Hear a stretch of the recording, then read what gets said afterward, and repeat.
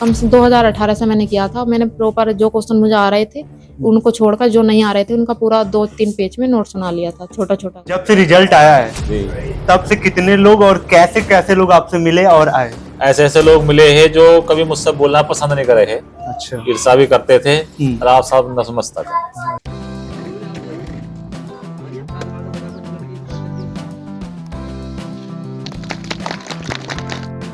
खा लो आप बिना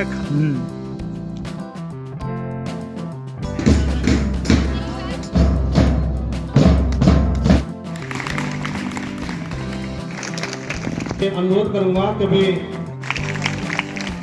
अब जो मैं आज एसडीएम बन पाई और आपके संस्कार और आपकी परवरिश की हेलो हाय एवरीवन, कैसे हो आप सब। यूपी पीसीएस का रिजल्ट आउट हो चुका है, उसी कड़ी में एक टॉपर और हैं मेरे साथ हैं निधि मैम, जिनको प्रॉपर एसडीएम मिला है 39 रैंक के साथ। तो चलिए इनसे डिटेल डिस्कस करते हैं इनकी जर्नी के बारे में। मैम सबसे पहले आपको कांग्रेचुलेशन, क्या फीलिंग है आपके अंदर? धन्यवाद सर, बहुत अच्छा फील हो रहा है, सारे लोग बहुत खुश हैं। हाँ, तो आप पहले अपने बारे में बताएं।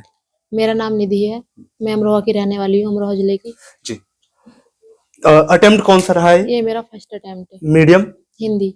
हिंदी मीडियम से फर्स्ट अटेम्प्ट में आप प्रॉपर एसडीएम बन गई, जो लोगों का ख्वाब होता है। Yes sir.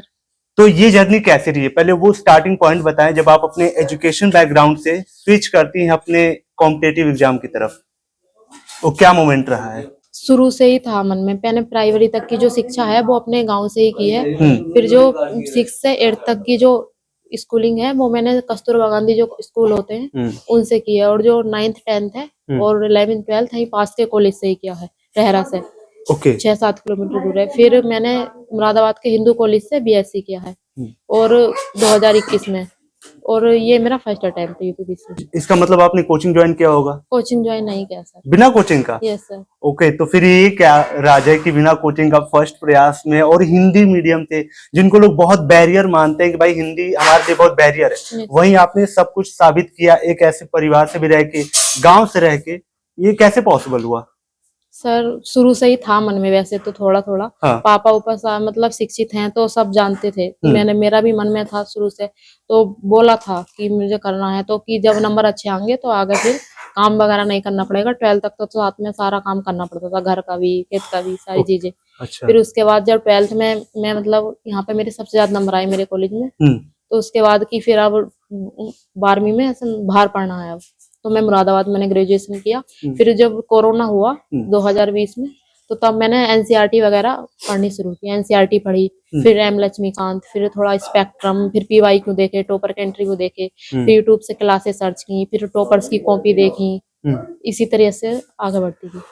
ओके, मैं क्या इस चीज को थोड़ा सा आप इलेबोरेट करें? अगर परिवार आपका शिक्षित हो, क्या लगता है आपको कितना बेनिफिशियल रहता है आपकी जर्नी में? सर अगर परिवार शिक्षित है तो समाज से तो हम लड़ते ही हैं, लेकिन अगर तो बहुत बड़ा सपोर्ट हो जाता है हमारे लिए। जैसे अगर मम्मी पापा शिक्षित है तो पढ़ाई के लिए हमें उनसे पर्सनल संघर्ष नहीं करना पड़ता, वो लोग सपोर्ट करते हैं, उसे समझते हैं। ओके, लोग कहते हैं कि इस जर्नी में डिस्ट्रैक्शन बहुत ज्यादा हो जाता है लोगों का, लड़कों का भी समझ में आता है। आपके लिए क्या डिस्ट्रैक्शन क्या रहा है? डिस्ट्रैक्शन इतना तो नहीं था, थोड़ा तो मन करता ही है आजकल। हाँ, सब लोगों का। तो थोड़ा सा टाइम पे ऐसा कभी रील देख लिया मन फ्रेश करने के लिए, थोड़ा जो पार्क वगैरह है मुखर्जी नगर वहीं पे घूम लिए, इस तरीके से। ओके, पूरे प्रिपरेशन में कोई ऐसी घटना जो आपको अब तक याद रही हो और वो बुरा एक्सपीरियंस रहा हो आपका ड्यूरिंग प्रिपरेशन? सर मैंने यूपीएससी का भी अटेम्प्ट दिया था, तो जब ऐसे कि मैं 12th में अच्छे थे मेरे, बीएससी में भी अच्छे मार्क्स थे, 10th में भी, तो तब मैं बहुत रोई थी। अच्छा। तब लगा था कि मैं मतलब क्या होगा पता ना। इतना अच्छे से पढ़ा, 10 घंटे 8 घंटे पढ़ाई की, तब भी फ्री भी नहीं निकला, तो तब ज्यादा मोटिवेट हो गई थी। ओके, अब जो आप देखने आए हैं, अब उस कड़ी की तरफ चलते हैं, यानी प्रॉपर स्ट्रेटजी के ऊपर बात करते हैं। तो आपकी 1 से लेके 4 तक जो जीएस का पेपर है उसकी स्ट्रेटजी क्या रही है? आप सब्जेक्ट वाइज बताएं। सर पहले तो मैंने नॉर्मली जो एनसीईआरटी थी वो पढ़ी थी, थोड़ा नॉलेज गेन करने के लिए, और फिर इसके बाद में मैंने थोड़ा सा मॉडर्न इंडिया पढ़ा था, तो कि वो थोड़ा सा अच्छा भी है और उसे पढ़ने में हमें नॉलेज थोड़ा हम जानते भी हैं कि कैसा आजाद हुआ, सारी चीजें। तो वो धीरे धीरे उस तरीके से। फिर एम लक्ष्मीकांत पढ़ी, तो मेरा नॉर्मल था कि पहला बस ऐसे थोड़ा नॉर्मली पढ़ना, याद वाद नहीं करना। अच्छा। फिर दूसरा कि इनको लगातार पढ़ना, जब लगातार पढ़ते तो ऐसा पता नहीं चलता कि याद हो जाता, तो वो उसी तरह से याद हो गया। फिर PYQ देखे उस तरीके से, और जो GS4 है उसके लिए तो जो गूगल है उस पर सर्च किया, और कुछ लोगों के यूट्यूब से वीडियो देखे, ऐसा जो भी टॉपिक समझ में ना रहा गूगल सर्च किया उस तरीके से। फिर खुद के नोट्स भी बनाए GS3 के लिए, क्योंकि बहुत वास्ट है वो। इन्वायरमेंट है, साइंस एंड टेक है, और बहुत सारी चीजें। फिर कुछ जो मटेरियल मेंटरशिप में मिला उसे एक्सप्लोर किया। थोड़ा सा नोट्स को आप इलेबोरेट करें कि नोट्स को की लिमिटेशन कहाँ होनी चाहिए। नोट्स कैसे बनाना है सब जानते हैं, कोई ऐसा नहीं कि नहीं जानता कि नोट्स बनाना जरूरी भी है और कैसे बनाए सब जानते हैं, लेकिन आपकी लिमिटेशन क्या रही, क्योंकि आपका प्रथम प्रयास में आप क्लियर किए, तो क्या ऐसा मतलब किया? जैसे कि सिलेबस है जो UPPCS ने दिया है उसमें जो टॉपिक है, तो उस टॉपिक का थोड़ा कि क्या है, इसके क्या कारण है, इस सॉल्यूशन क्या है, या ये टेक्नोलॉजी कैसे काम करती है, कोई भी चीज, मतलब सर 2 पेज से ज्यादा नहीं होना चाहिए वो, जिससे कि मेंस के टाइम पे हमें सिलेबस बहुत सारा है, बहुत सारे सब्जेक्ट हैं, तो हमें अच्छे से कवर कर सकें। सब्जेक्ट वाइज जो थीम होती है, हर सब्जेक्ट की एक Yes, sir. अपनी थीम होती है जहां से क्वेश्चंस आते Yes, हैं, sir. उसकी कुछ टर्मिनोलॉजी होती है, कुछ कीवर्ड्स होते हैं, यस सर। उसको क्या अपने नोट्स में कंसाइज करना चाहिए?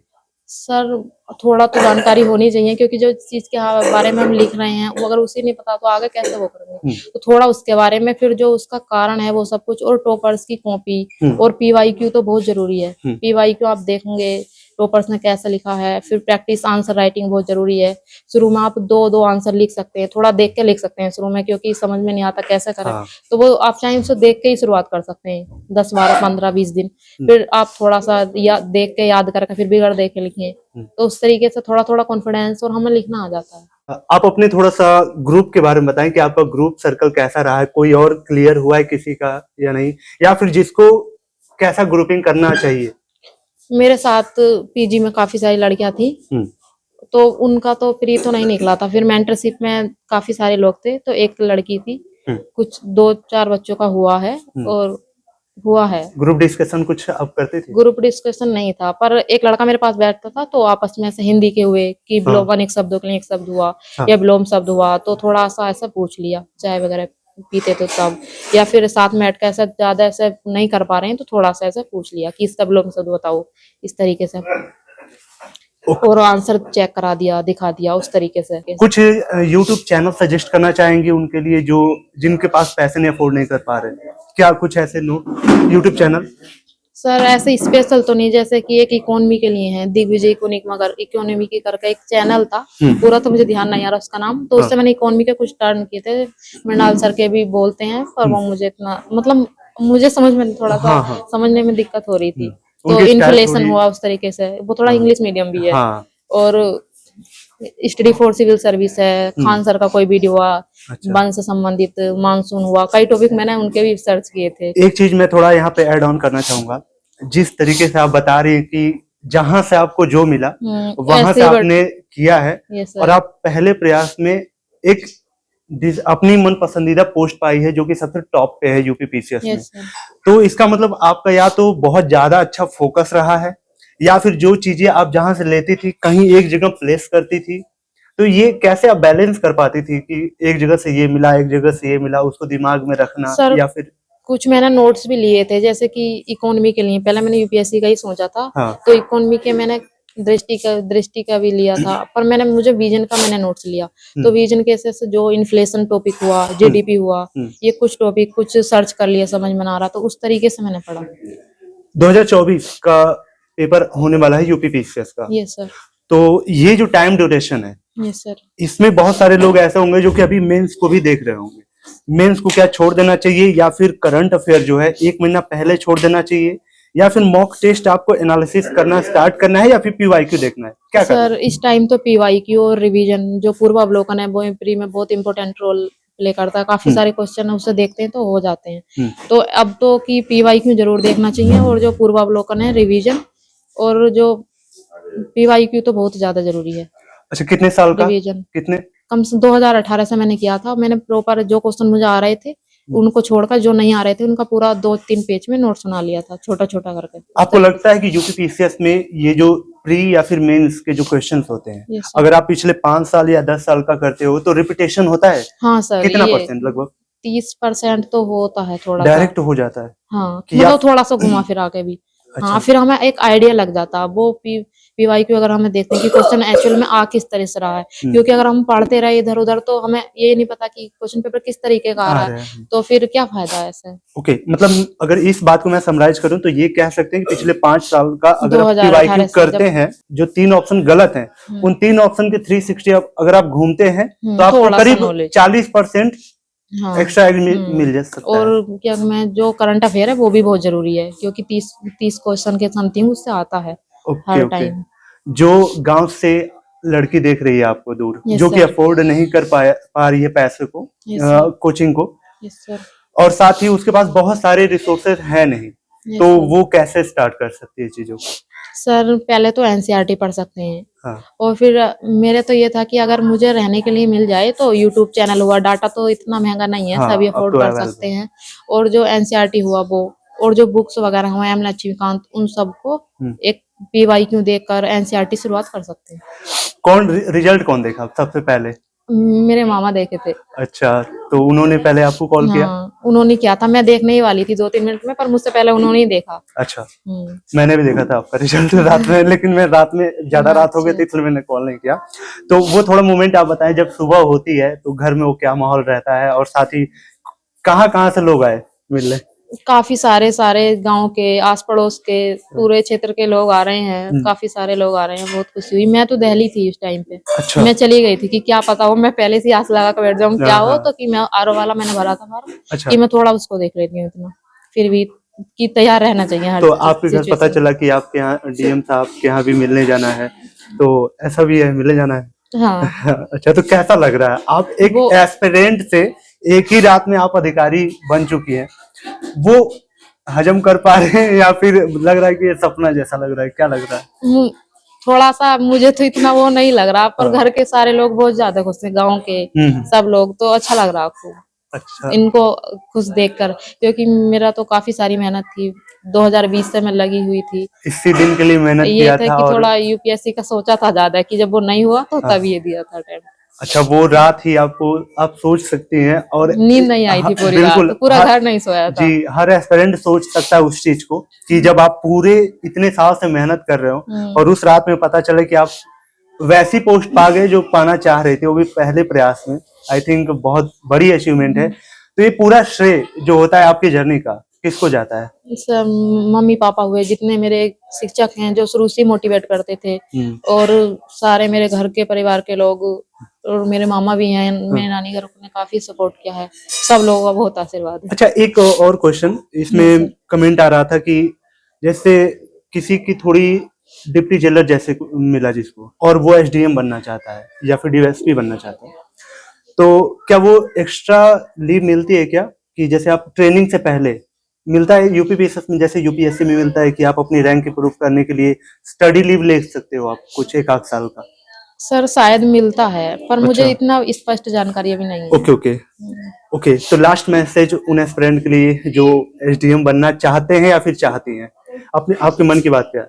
सर एक तो पॉजिटिव होना चाहिए, मतलब हमें सोचना चाहिए कि जब हम बन जाएंगे तो मतलब सारे लोग इतने खुश होंगे। अब तो ऐसा लग रहा है कि जो मेहनत की थी सारी वसूल हो गई, कोई नहीं है इससे ज्यादा मेहनत करती तो वो भी कोई मतलब कोई दुख नहीं होता। जो इतने सारे लोग इतने खुश हैं घर के, सबको ऐसा लग रहा है कि मन की इच्छा पूरी हो गई थोड़ा सा। और जो मेरे दादी दादा हैं वो सब लोग भी।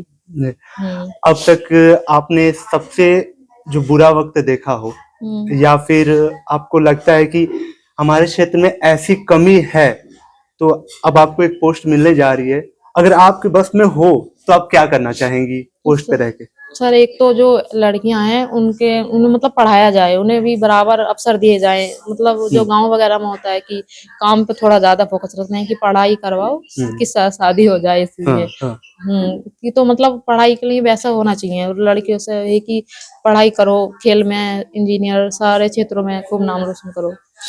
Okay, yes sir. ठीक है। तो होप ये वीडियो आपको पसंद आ रही होगी, तो आप कमेंट करते चलिएगा। अगर कोई डाउट हो वो भी कमेंट करें, ताकि मैं अगले टॉपर से पूछता चलूं। मैं एक ऐसे के ऊपर थोड़ा बात करना चाहूंगा, ऐसे आपने कैसे तैयार किया था? सर एक ऐसे मैंने टॉपर्स के देखे थे, तो एक बुक है निशांत जैन सर की, और वो तो मैंने ली थी, तो मैंने काफी सारे ऐसे पढ़े थे बीच बीच में कि एक ऐसे और लिखे भी थे कि मैं देखूं कोई रिपोर्ट, एक तो डाटा अच्छे से तैयार कर लें रिपोर्ट, फिर जो टॉपिक चल रहे हैं। एक टॉपिक आया था जो जिसपे मैंने ऐसे लिखा था, मुझे याद आ रहा कि मतलब ऐसा था कि नदियों का जलस्तर बढ़ता जा रहा है तो उससे मानव सभ्यता संकट में है। तो उससे मैंने जो शुरुआत की थी वो मैंने इंडोनेशिया में जो राजधानी परिवर्तन हुआ है तो वो टॉपिक बिल्कुल हिट करता है उसको, तो मैंने उसी के एग्जाम्पल से उसकी शुरुआत की थी।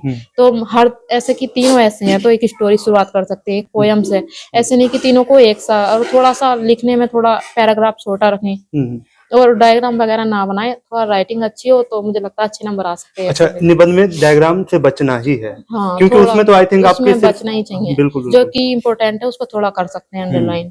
ओके, ठीक है ma'am, wish all the best. मैं उम्मीद करूंगा जहां भी आप पोस्टिंग हो आप बहुत बेस्ट करें। तो अंकल, सबसे पहले तो आपका नाम इतना रोशन हुआ, आपकी लड़की ने एक ऐसी हासिल की पोस्ट, उसके लिए पहले तो बधाई आपको। जी, अब आपके अंदर क्या फीलिंग है, क्या सोच रहे हैं आप? हम तो ऐसा मानना है जैसा हमने बिल्कुल बहुत बड़ी चीज हासिल कर ली। जी जी। बहुत लोग पेरेंट्स जो हैं उनको लगता है कि अपनी लड़की को बाहर नहीं भेजेंगे या फिर कहीं समाज को देखते हुए। जी। तो आप उन पेरेंट्स को, उन मम्मी पापा को क्या मैसेज देना चाहेंगे जो अपनी लड़कियों से उम्मीद तो करते हैं लेकिन वो चाह के भी बाहर नहीं भेज पाते, उनके लिए क्या देखो, अगर बच्चे में अच्छे संस्कार हों और सही दिशा में अगर बच्चा चल रहा है तो माँ बापों का दिल चौड़ा होता है। और ये तो समाज है, कोई कुछ कहेगा, कोई कुछ कहेगा। ये तो बताओ, समाज के पीछे आप अपनी जिंदगी बर्बाद थोड़ा करोगे। बिल्कुल, वही समाज तो आज आपसे मिलने भी आ रहा है, बस बधाई देने आ रहा है, ये भी तो है। वही सब ऐसा तो लोग मुझसे कहेगा कि तुम पढ़ाओ मत, लड़की को शादी कर दो। हाँ। लड़की पराये घर का धन होती है। हाँ। हमने कि चलो पराया धन हो या वो है तो बेटी हमारी है। और हमने अपनी बेटी को यही बेटा माना। जी। वैसे बच्चे मुझ पर 4 हैं। हाँ। सबसे बड़ी वो है लड़की निधि, लेकिन मेरे लिए सब बराबर। जब से रिजल्ट आया है जी, तब से कितने लोग और कैसे कैसे लोग आपसे मिले और आए? ऐसे ऐसे लोग मिले हैं जो कभी मुझसे बोलना पसंद नहीं करे थे। अच्छा। ईर्ष्या भी करते थे और आप सब न समझता था। अच्छा। और पूरे क्षेत्र में, पूरे जिले में मेरा बहुत बड़ा नाम होया है। चलिए अंकल, बहुत बहुत आपको धन्यवाद और बधाई आपको। होप गाइस ये वीडियो आपको वैल्यूएबल लगी हो। अंकल ने जो वर्ड्स बोले ये बहुत बड़े वर्ड्स हैं उन पेरेंट्स के लिए भी जो अपनी लड़की से उम्मीद करते हैं लेकिन नहीं भेज पाते, तो उनके लिए भी अंकल ने मैसेज दिया। साथ ही जो दूसरा पहलू होता है समाज को, जो समाज आपको बोल रहा था कि मत भेजो बाहर, वही समाज आज इनको आके बधाइयां भी दे रहा है। जो इनसे बोलता नहीं था आज प्रणाम भी बोल रहा है। तो ये सारी चीजें, शिक्षा अगर अच्छी है तो ये सारी अचीवमेंट मिलती है। कोई अगर डाउट हो कमेंट कर दें ताकि मैं अगले टॉपर से पूछ पाऊं। चलिए मिलते हैं किसी और शानदार वीडियो में, तब तक के लिए thank you so much and